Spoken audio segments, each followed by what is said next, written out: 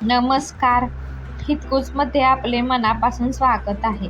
आज आपण श्री गुरु औदुंबर तळीस का निवास करतात, तसेच या औदुंबर वृक्षाचे महत्त्व काय आहे, या पाठीमागे आख्यायिका काय आहे, याविषयी माहिती जाणून घेणार आहोत. श्री गुरु औदुंबर तळीस का निवास करतात, या प्रश्नाचे उत्तर श्री गुरुचरित्राच्या 19व्या अध्यायात आलेले आहे. नरसिंह अवताराच्या वेळी हिरण्यकशिपूच्या उदरविदारणामुळे भगवंताच्या हातांच्या नखांची आग होत राहिली. ती उंबरांच्या फळात हात खुपसल्यावर शमली. म्हणून शीतलोपचारांचे प्रतीक म्हणून औदुंबराची ख्याती श्री गुरूंच्या संदर्भात झाली. अमरेश्वराजवळच्या 64 योगिनी श्री गुरूंची पूजा करण्यासाठी माध्यान्ह समयी येत. येथेच गंगानुजावर कृपा करून श्री गुरूंनी त्याचेही दैन्यहरण केले. औदुंबर हा कल्पवृक्ष आहे. आपल्या मनोहर पादुकाही तेथेच आहेत. तुम्ही तेथेच वास करावा, असे सांगून श्री गुरु भीमातेरी असलेल्या गाणगापूर या गावी येऊन स्थिरावले.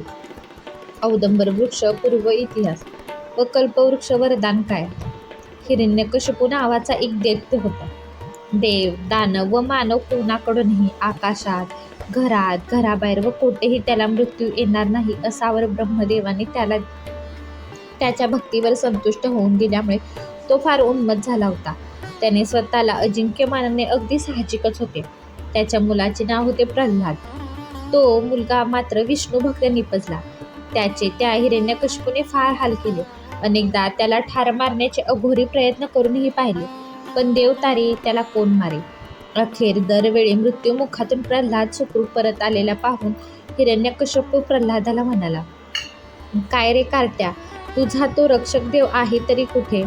बाबा, तो चराचरात सर्वत्र आहे. महालाच्या या खांबात आहे का? हो आहे.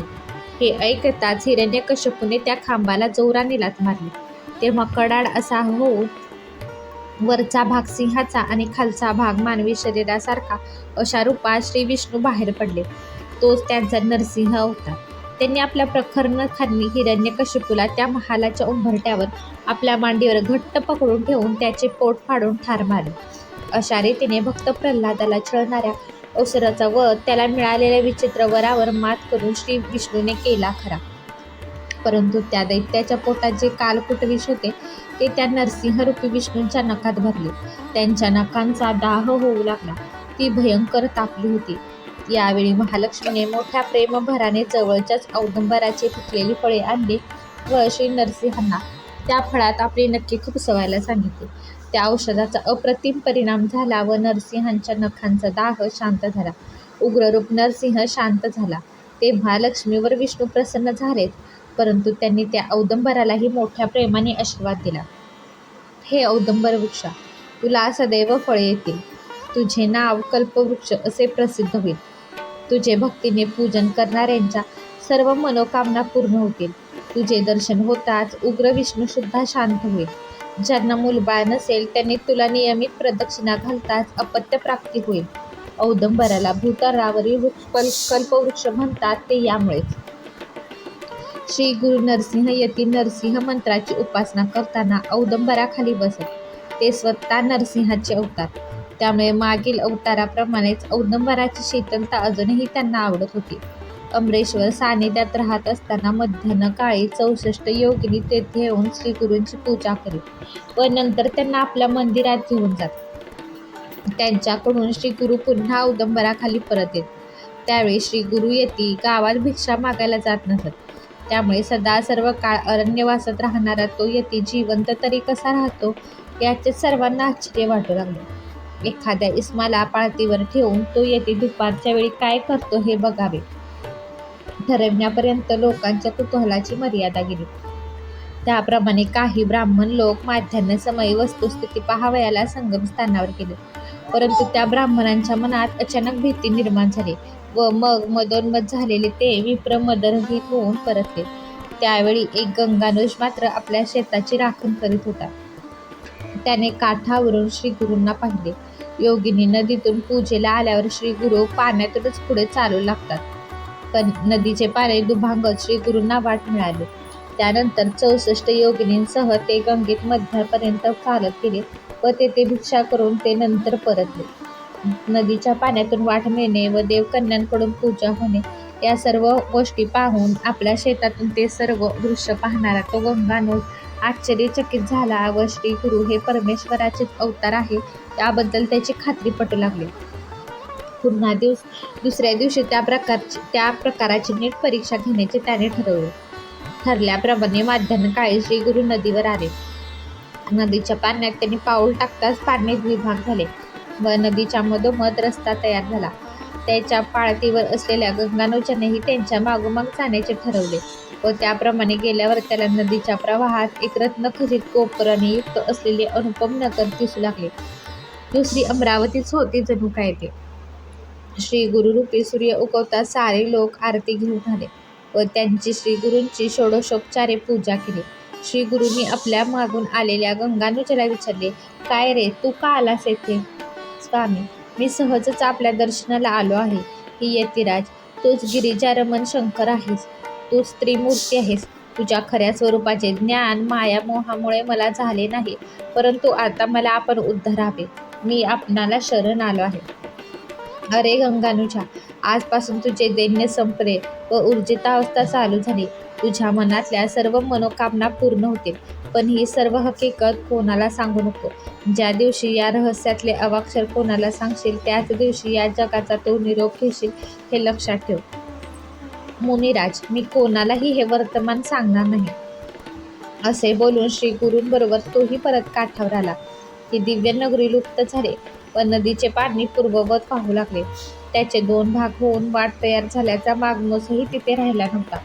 काठावर परत आल्यावर श्री गुरु औदंबराखालील आपल्या नित्यवस्तीस्थानाकडे गेले व तो शेतकरी आपल्या शेतात गेला. त्या दिवशी शेताची देखभाल करताना त्याला एक विचित्र वेल एका ठिकाणी दिसली. त्याने ती वेल उपटून टाकावे म्हणून प्रयत्न केला, परंतु तिची मुळे खोलवर गेली होती. त्यामुळे हाताने ती उपटता येणार.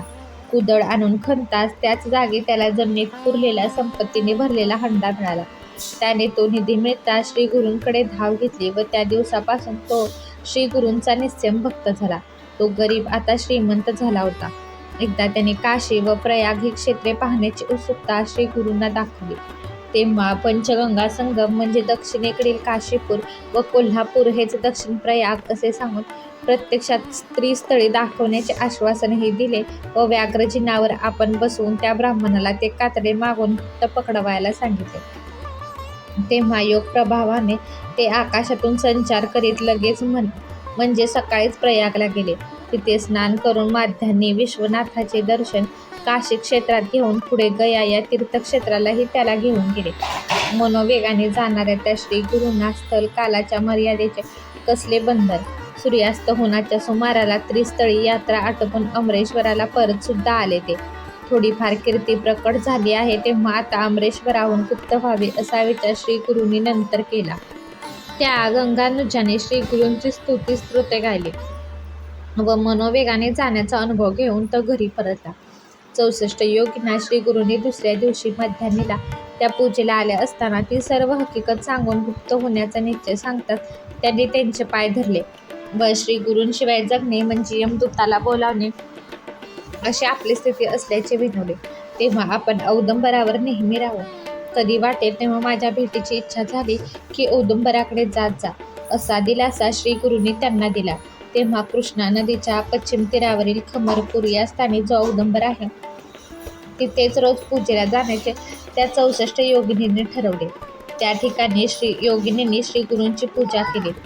त्या औदुंबराखाली जप किंवा अनुष्ठान करणाऱ्याचे पाप, ताप, दैन्य, भीती, आधी, व्याधी व क्लेश सर्व काही दूर होईल असा आशीर्वाद श्री गुरूंनी दिला व ते तेथून निघून गाणगापूरला प्रकट झाले. प्रत्येक औदुंबर वृक्षाच्या मुळाशी मी सूक्ष्म रूपात राहीन. तुझ्यामधून नरसिंहदेव प्रकट झाल्यामुळे कलियुगात मी नरसिंह सरस्वती नाव धारण करून अवतार घेईन असे माझे वचन आहे. दत्त भविष्यात घडणाऱ्या घटना जाणतात. त्यांच्यासमोर आपण अगदी शूद्र असतो. पत्रिकेत अनिष्ट काळ असे जरी दाखवले असले तरी गुरुदेव त्यांच्या शिष्यांना घोर सामाजिक त्रास, घोर अपमान पचवण्याचे सामर्थ्य प्रदान करतात. घोर कष्टातून बाहेर काढून त्याचा कार्यक्षम करून त्याला पुनर्जीवन देतात. तसेच अवतारी पुरुष त्यांच्या आश्रितांचे दुःख दूर करून त्यांची व्याधी कमी करून त्यांना पुनर्जन्म प्रदान करतात. दत्तात्रय प्रभू त्यांच्या भक्तांना प्राणशक्ती देऊन त्यांचा नित्य निवास असणाऱ्या औदंबर वृक्षातून निघणाऱ्या प्राणशक्तीद्वारा आपल्या भक्तांचे रक्षण करतात. अल्पबुद्धीचे साधक मात्र असे समजतात की ते त्यांच्या शरीरातील प्राणशक्तीमुळे ते जिवंत आहेत. खरं तर ती प्राणशक्ती औदंबर वृक्षातून निघून भक्तांचा शरीर व्यवहार उत्तमपणे पार पाडू शकते. भक्त मरणावस्थेत असल्यास त्या क्षणी औदंबर वृक्षातून निघालेली प्राणशक्ती भक्ताच्या शरीरात प्रतिष्ठित होऊन भक्ताचे आयुष्य थोडे वाढते.